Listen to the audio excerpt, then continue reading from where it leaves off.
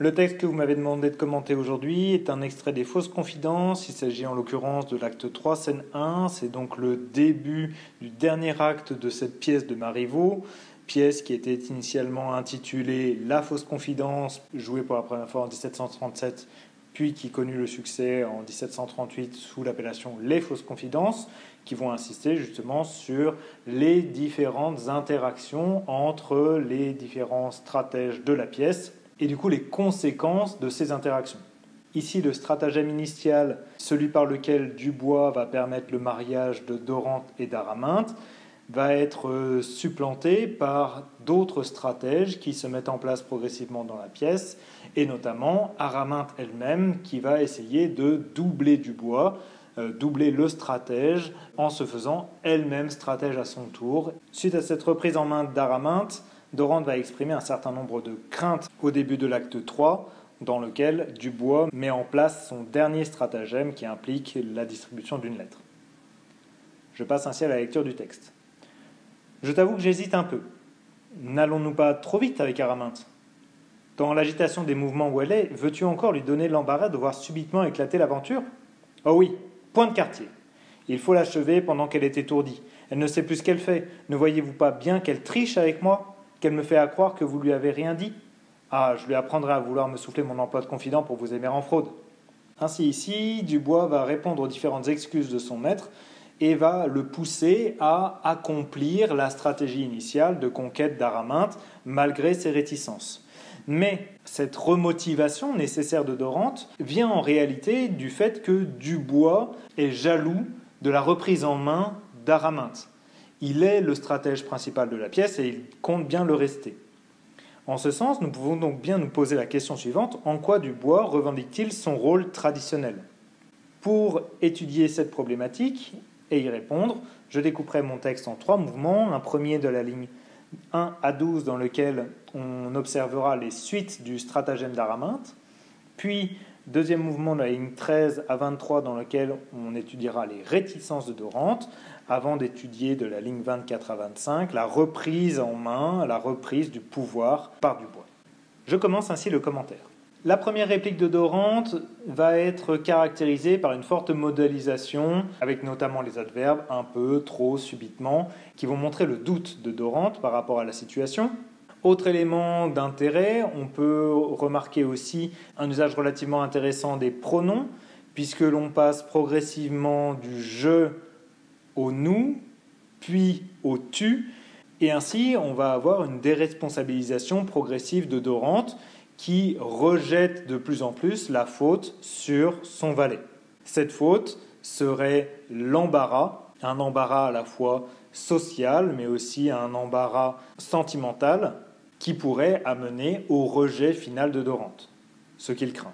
Le terme d'aventure, là encore, est intéressant puisqu'il peut fonctionner en syllabes. Il s'agit à la fois d'une aventure amoureuse, mais aussi il s'agit des différents rebondissements qui parcourent le trajet que fait Dorante jusqu'à Araminte.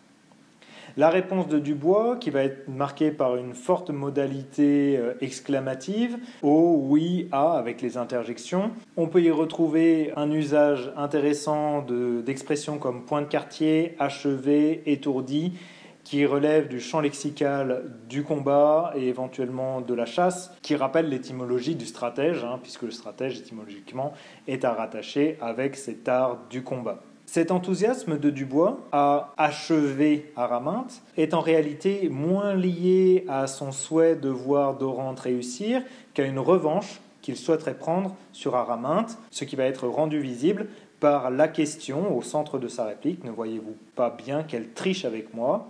ainsi que le vocabulaire du mensonge, de la tromperie qu'il va mobiliser, tricher, faire accroire, fraude. Ce qu'il revendique avant tout, c'est justement son statut de stratège à travers le champ lexical, mais aussi son emploi de confident, comme il le dit lui-même, emploi de confident qui est un rôle traditionnel attribué au valet et que Dubois occupe. Ce qui est intéressant, c'est que ici, avec le verbe avouer de Dorante, ligne 1, eh bien, Dubois s'est ressaisi précisément de cet emploi, puisque Dorante lui fait confidence à ce moment-là, et c'est donc bien pour Dubois une reprise en main de son statut traditionnel. Dorante poursuit, on retrouve là encore les doutes qui l'animent, doutes qui vont le transformer progressivement en un espèce de héros tragique ou en tout cas de héros pathétique, comme va le montrer l'adverbe exclamatif, que la modalité exclamative est la question qui repose sur un complément circonstanciel de cause, puisque tu savais qu'elle voulait me faire déclarer. Là encore, on peut retrouver dans cette question un phénomène intéressant à travers les pronoms qui est l'usage du chiasme à travers le pronom deuxième personne, puis première personne, deuxième personne. Ce chiasme va venir ici modéliser le fait que Dorante est au centre du stratagème de Dubois et donc modéliser son rôle de stratège. La réponse de Dubois est fortement marquée par l'ironie. Celle-ci va être visible à travers la modalité exclamative, à travers les exclamations, ma foi, parbleu, à travers les questions rhétoriques, n'est-ce pas, et aussi et surtout à travers l'usage du conditionnel. Cela aurait été joli, elle ne se serait point aperçue. Cette ironie va être recontextualisée à l'intérieur du stratagème lui-même. C'est précisément de manière raisonnée qu'il ne l'a pas averti pour que la douleur n'en paraisse que plus vraie. Ici, avec la tournure de la négation exceptive, avec l'utilisation du verbe paraître, avec le superlatif absolu, plus vrai, tout cela va modéliser véritablement que tout était calculé pour la plus grande efficacité. Dubois reprend ainsi la main sur Araminthe qui essayait de tricher. Lui-même est un meilleur tricheur. L'inquiétude qu'il revendique pour Dorante, dont le parallélisme s'accentue par la reprise du terme aventure, répond à l'embarras que Dorante craignait pour la dame qu'il aime, Araminthe, et cette inquiétude est nécessaire, comme le dit Dubois, cette aventure sentimentale, amoureuse, mérite un peu d'inquiétude. Ainsi donc, la reprise en main d'Araminthe avait véritablement été prévue par Dubois, s'intègre dans son propre stratagème, ce qui le place en situation de dominance par rapport à elle. Et c'est ainsi que je passe à ma deuxième partie. Une partie du texte dans laquelle les répliques vont être beaucoup plus rapides. Il serait excessif de parler de stichométie ici, mais il y a un rythme qui va s'accentuer par la réduction des répliques. Et dans cette partie, Dorante va énumérer à chaque réplique des obstacles. Premier obstacle, ligne 13, elle. C'est donc Araminthe. Deuxième obstacle, ligne 15, sa mère. Troisième obstacle, Marton, ligne 17. Et enfin, ligne 20, le dernier obstacle, le plus insurmontable, eh bien, c'est lui-même. À chacun de ces obstacles, Dubois trouvera une réponse tout appropriée pour limiter les réticences de son maître et le forcer à aller au bout du stratagème. En termes stylistiques, il est intéressant de noter à la ligne 13 l'expression « elle prendra son parti » qui peut jouer en syllabe ici puisque le parti est aussi celui avec lequel on se marie. Elle prendra son parti, ça pourrait aussi signifier qu'elle accepte le mariage avec le comte, ce qui justifierait qu'elle le renvoie. On note aussi le doute de Dorante à travers le futur à valeur de certitude, arrivera, prendra, renverra. Dans la réponse de Dubois, on notera là encore l'usage du chiasme à travers les pronoms, troisième personne féminine à travers le L', les troisième personnes impersonnelles, il est trop tard, il faut, et le retour de la troisième personne féminine. Ici, le piège est tendu, et ce piège va permettre de passer d'une expression personnelle, je l'en défie, à l'intégration de Dubois dans le résultat du stratagème. Il faut qu'elle nous épouse. Et du coup, on pourrait presque parler ici, si on considère que le je et le nous sont des premières personnes, si on fait abstraction du singulier et du pluriel, que nous sommes dans un système de chiasme emboîté qui va venir modéliser, là encore, les différents stratagèmes emboîtés les uns dans les autres.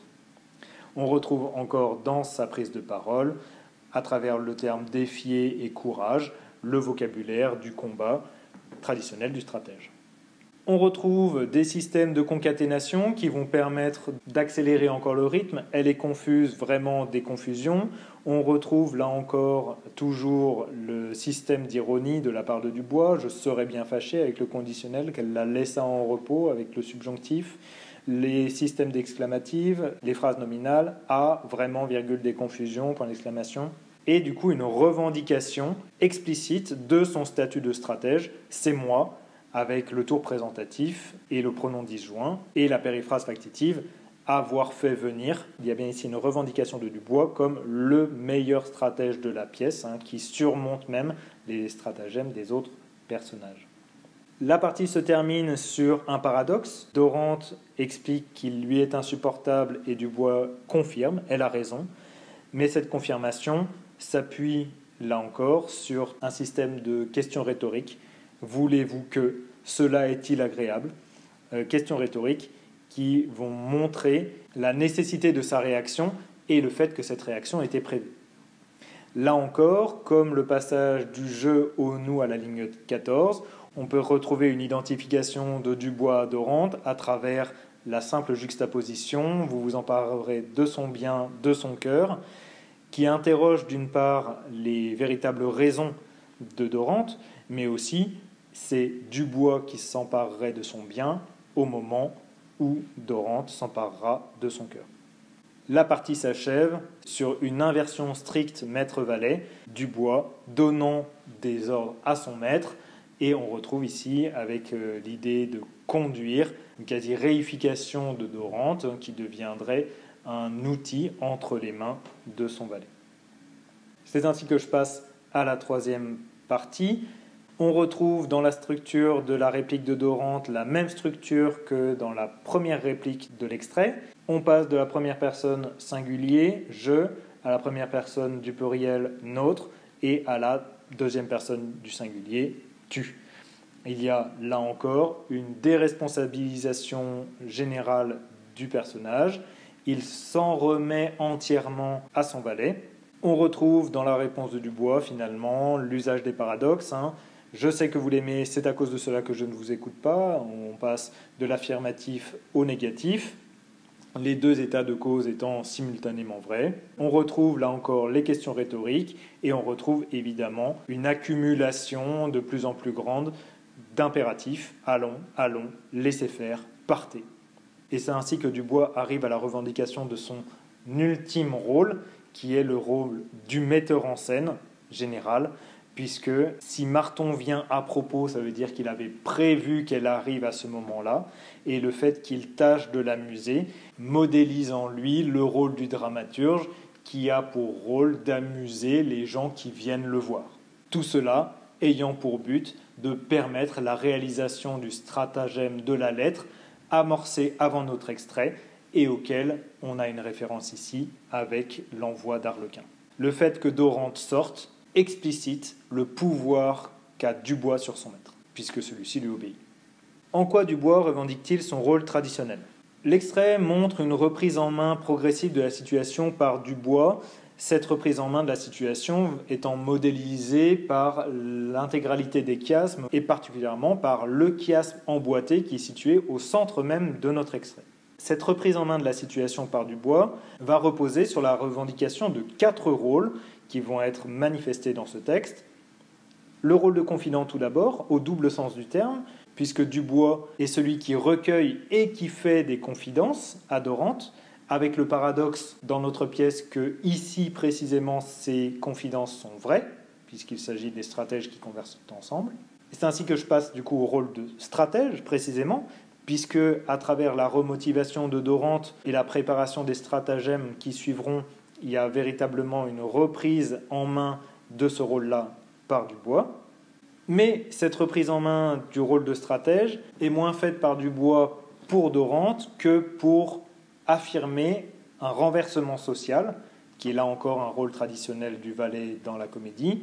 Ce renversement social, cette inversion maître-valet qui va se traduire par les impératifs et par l'ironie permanente de Dubois sur Dorante. Ici, la stratégie de Dubois est plus soumise à son amour-propre froissé par le stratagème d'Araminte, ce qui va être validé par les identifications à travers le nous par exemple ou à travers la juxtaposition son bien, son cœur. Enfin, dernier rôle qui est revendiqué ici par Dubois, c'est le rôle de metteur en scène, quasiment de dramaturge, et on peut observer ici quasiment une mise en abîme qui va se valider par l'aspect comique du personnage opposé à l'aspect tragique de Dorante. Ici, Dubois, c'est celui qui permet à la comédie de se poursuivre là où le personnage pathétique de Dorante préférerait mettre fin à la pièce. Je passe ainsi à la question de grammaire. Vous m'avez posé la question de la construction de la négation dans la réplique lignes 10 à 12. On distingue traditionnellement deux constructions de négation, la négation syntaxique qui porte sur des verbes et la négation lexicale qui procède par préfixe. Je commence par les négations syntaxiques. Nous en avons 3 dans notre extrait. 2 négations totales, n'est-ce pas, ligne 10, et ne s'en serait point aperçu, ligne 10 aussi. Ces négations sont construites de manière traditionnelle, c'est-à-dire avec la présence d'un discordantiel avant le verbe conjugué, n' devant initiale vocalique ou ne, et la présence d'un forclusif après le verbe conjugué, en l'occurrence pas ou point. Ici, on pourrait se permettre une remarque sur le choix de ce forclusif point, qui est normalement réservé à un niveau de langage élevé et qui entre ici dans le système ironique de la réplique. Deuxième type de négation syntaxique présente dans notre extrait, ce sera la négation exceptive. Elle n'en a paru que plus vraie. On a toujours le discordantiel, n' devant initiale vocalique, mais le forclusif est que marqueur de l'exception. Pour ce qui est des négations lexicales, nous en avons un seul exemple dans notre extrait, c'est le mot inquiétude, qui est formé sur le nom commun quiétude, nié par le préfixe privatif un. Cependant, je l'ai déjà évoqué, mais on pourrait noter ici, à travers le choix du forclusif point, à travers l'usage du conditionnel, à travers l'usage de la ponctuation expressive, cette ironie nous force à tout comprendre à l'inverse de ce qui est écrit et donc fonctionne bien de la même manière que devrait fonctionner normalement une négation. On pourrait ici parler de négation sémantique.